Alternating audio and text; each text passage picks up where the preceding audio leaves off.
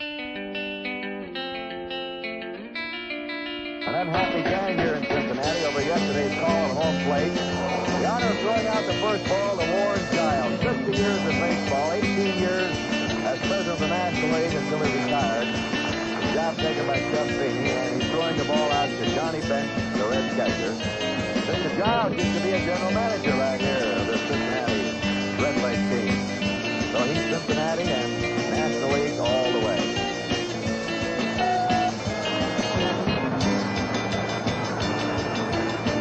In just a moment, the Reds will be taking the field, and we'll set them up defensively for you.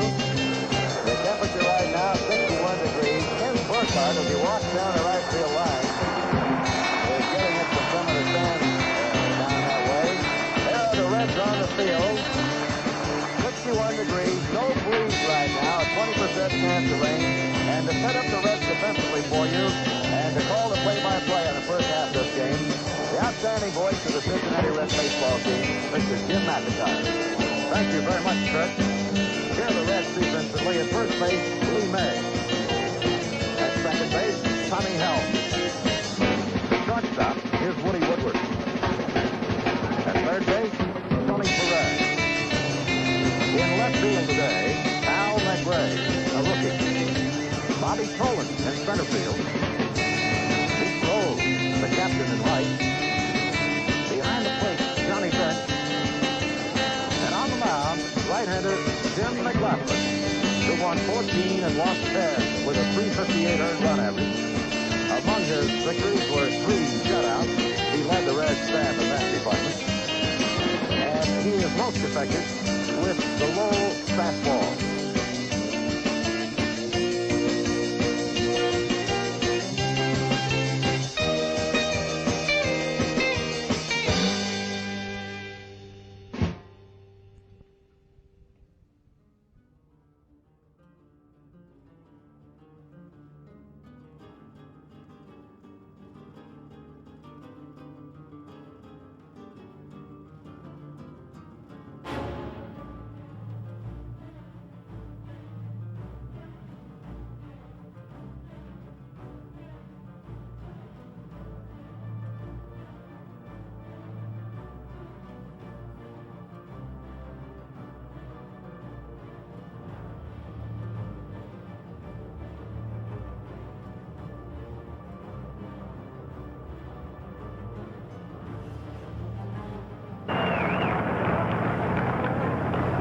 On deck, Frank Robinson.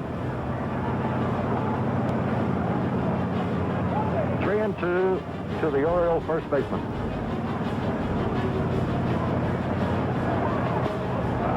Ball 4, he walked it. So the Orioles with 2 outs get Powell at first and bring up Frank Robinson, who spent 10 years in the Cincinnati Reds uniform. Tried desperately yesterday, and I think was a little bit disappointed that he didn't come up with a hit. The Reds got him 4 times. As his season average 306 with 25 home runs. He was the Rookie of the Year for the Cincinnati Reds back in the early 60s.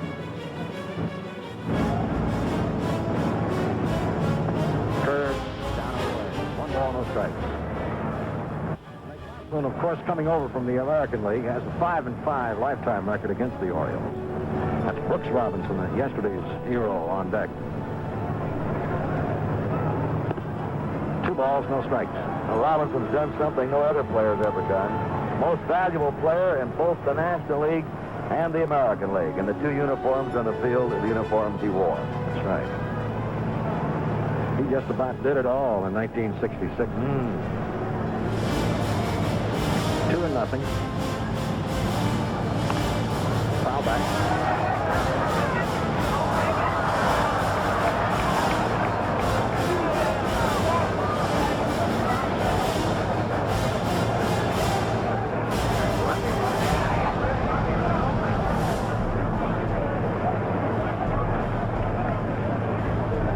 Powell at first base, not a threat to steal.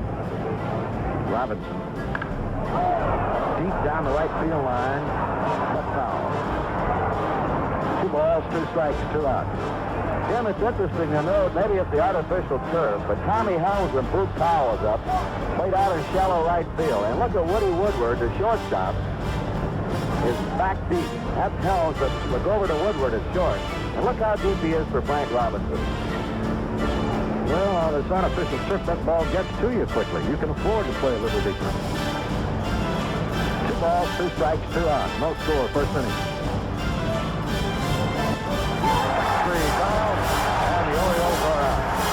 No runs, a hit, and a man left on. And after a half inning, it's Baltimore nothing, and the Reds coming to bat. Pete Rose leads it off, batting right.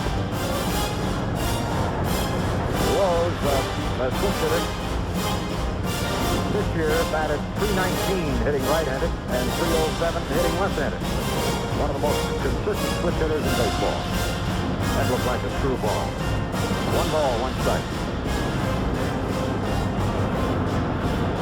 Pete is .316 with 15 homers, has good power, better power right-handed than he does left-handed. Belanger off his leg. Whoa. Puts on the brakes as Glass plays it back in. And the official scorer will have to rule on that one. Belanger has outstanding range and usually a very sure pair of hands. He's over there for the ball, even though he has to go quite a ways to his left. Ball came up and looked like it hit in the heel of his glove and bounced out. And they have charged Belanger with an error. So the Reds got a runner with none out, and Bobby Tolan steps up. Bobby had 1 hit yesterday, was 1 for 4. And like Rose, batted .316 on the year.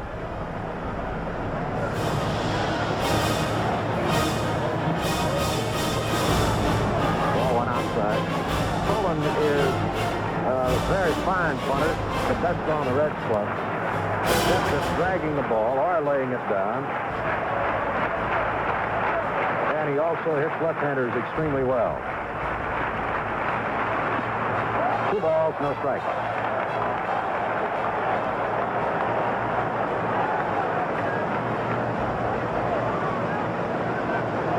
Crowd getting a little excited. They want to see the Reds bounce back and even up the series. Big cut, good fastball. Bobby hits left-handers just about as well. Well, perhaps better than he does right-handers. In fact, this year he had .335 against southpaw. Yes, he bunted at it. 2 balls, 2 strikes. That's unusual for a young player. Yes, it is. After the Reds obtained him from the Cardinals for the last couple of years, he's had a chance to play regularly, and he's blossomed into quite a ball player. 2-2. Slow roller. Robinson. Yes, at second base. Rose did his best to take Davy Johnson out on the plate. The ball was hit slowly. There was no chance for a double play, and the play at second was close. So the Reds have Tolan at first with 1 out, and Tony Perez stepping up. Tony was none for 3 yesterday.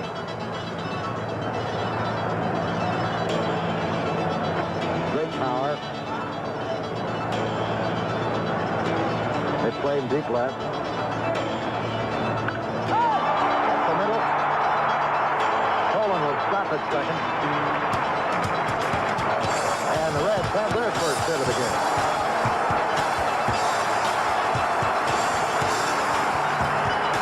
Johnny Bench.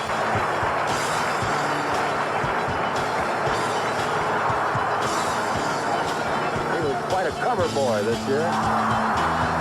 On the cover of several national magazines. 1 man out. Red runners at first and second. First inning, no score.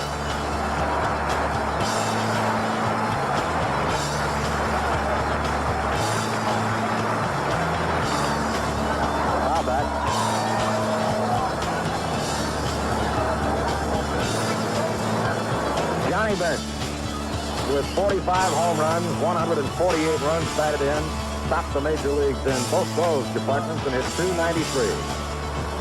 Perfect spot for Cuellar's through ball. A pitch that breaks away from a right-hander with 2 men on. Riding the fastball. Got it over. 0-2.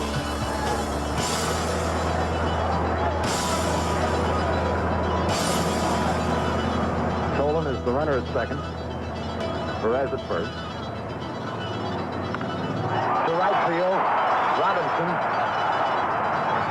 2 out, Nolan tags and goes to third. Runners on the corners at first and third with 2 out in the first inning. And Lee May coming to the plate. Actually, Lee May, who hit only .253 on the season, led the Reds against left-handed pitching this year with an average of .338. Last year, he had .327 against southpaws, and in 1968 was even better, .349. It's the right-handers that give Lee the problem. 2 out, 2 on, first inning, no score. May had a homer and a single yesterday. And at the plate now, Lee May. Cuellar's pitch. Line drive, well hit. Alley, left center field. Blair can't get there. It's off his glove. Off the wall, deep in left field. 1 run is in. Here is Perez around third. They're waving him home. On his way to third base goes May, and there's no throw. A triple for May, and the Reds lead 2-0.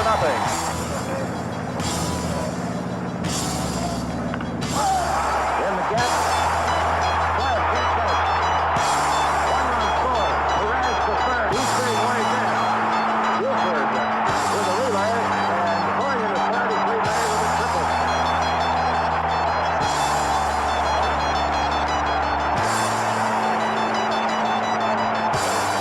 Now watch this drive in the left center. Paul Blair tries a desperate two-swing at it. Taps the ball over Buford's head. Now Blair has trouble coming up with the ball. And in the score, of course, Stone and Perez. So far, May has hit the ball the hardest of the Red players in these first 2 games. Look at this swing, right on it. Hit still, good follow through, front hip out of the way. Out the play to the bunt, play at the plate. The ball getting away from Hendricks, and McGlothlin starts the second. Now has to come back to the bag and a throw there. The Powell's throw to the base, and the Reds are leading 3-0. Here now is the foul off the third base side of the mound by McRae. Cuellar's throw to the plate is wild, and the third run scores, and McRae has reached. Perfect squeeze. There's the ball jump. The runner's coming. McRae jumps it down. Here's the backhanded for a basketball pass. Wide of the plate, goes up against the screen. McRae didn't make the turn. Here comes the runner on in now. This is Lee May scoring. A perfect squeeze play by Cincinnati, and they've come up with 3 runs in the first inning. McRae did not make the turn at first, or he could have gone to second. He ran hard and was just trying to get across the bag and beat it out in case the play was at first. Now we're getting action now in the Baltimore bullpen. That's Tom Sebas warming up, the right-hander, as the Reds get to Cuellar for 3 runs in the first inning. 2 men out with McRae at first and Tommy Helms coming to the plate. Helms was 1 for 4 yesterday. Cuellar, first pitch. Down to Robinson at third. He'll go to second and get the fourth there and retire the side. The Reds score 3 runs with 3 hits and leave 1 man on. And at the end of the first inning, the score, Cincinnati 3, Baltimore 0. Left-hander Mike Cuellar opposes the Reds in Game 2. And Pete Rose is safe on an error by Mark Belanger.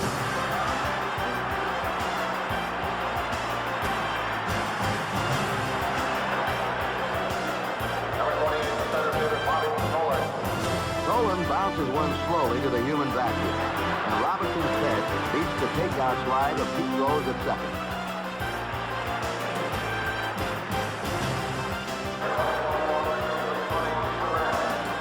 Now Tony Perez slaps the single to center.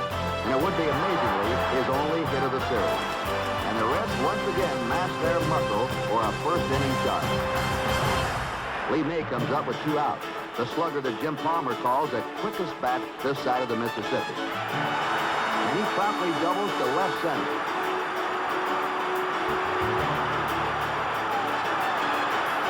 Two-run score as May steams in the third on the throw to the plate.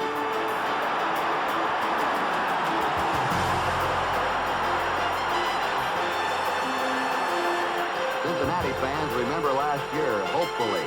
Baltimore won the opener, then lost 4 straight to the Mets. Will Hal McRae burst the Baltimore bubble? It's a safety screen. And Cuellar's shovel throw home is off the line. Cincinnati leads 3-0.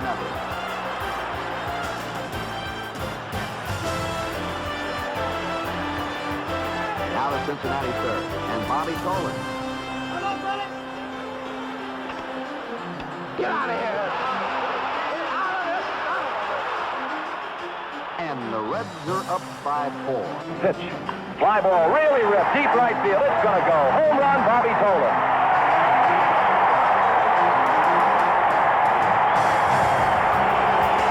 Tolan came to Cincinnati a year ago from St. Louis, where there is a Lou Brock.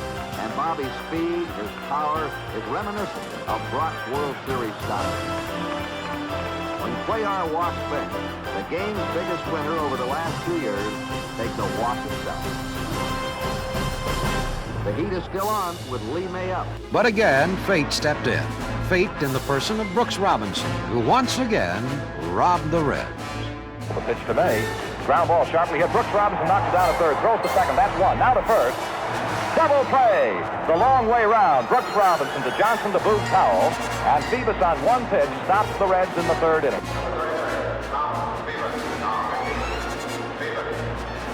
May challenges Robinson once again, spinning him around, but Brooks stays with it, and the wheels are in motion for a textbook double play.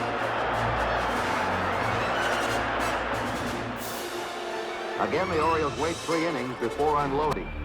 Boog Powell sails his home run of the series into the outer reaches of center field. And now it's Cincinnati 4, Baltimore 1.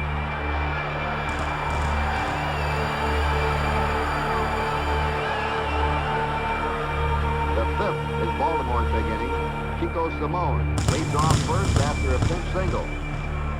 Jim McGlothlin, acquired in a trade with the California Angels, seeks to recapture his rhythm. But Don Buford follows with another single to right.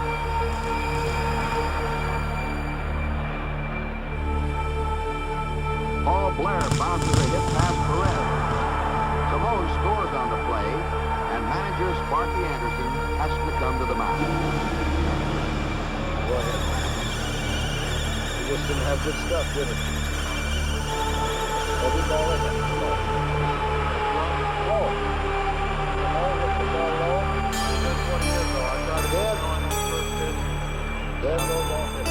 First and second, 1 out. First and second, 1 out. The new Cincinnati pitcher is 20-year-old Milt Wilcox, and Powell welcomes him aboard. Boog single scores Buford ahead of McClay's throw, and the gap is closing fast.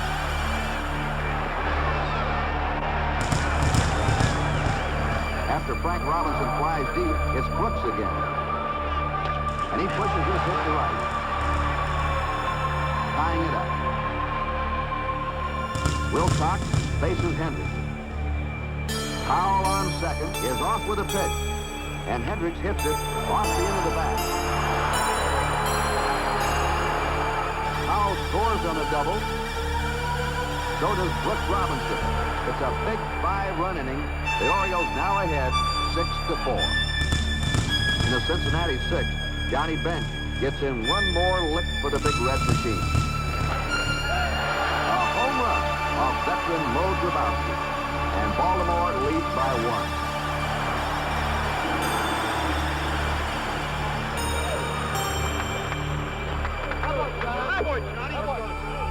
1 inning later, Baltimore manager Earl Weaver plays the percentages. The left-handed Marcelino Lopez gets Bobby Tolan on a foul pop with 2 on. Now Weaver comes in with 40-year-old Dick Hall. And Hall closes out the inning as Perez bounces softly to Brooks Robinson for the 4th out.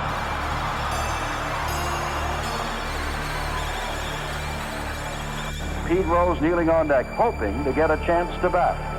6-5 the score. The pitch.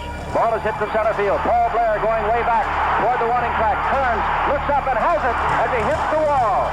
Jimmy Stewart with amazing power to center field, and Paul Blair with a patented Golden Glove catch in deep center field. Dick Hall, the lankiest, most scholarly pitcher on the Orioles, retires 7 Reds he faces. The last one, Jim Stewart, on a drive hauled in by Paul Blair. And Brooks Robinson's victory salute tells it all. Once more, it's Baltimore by a run as they head home.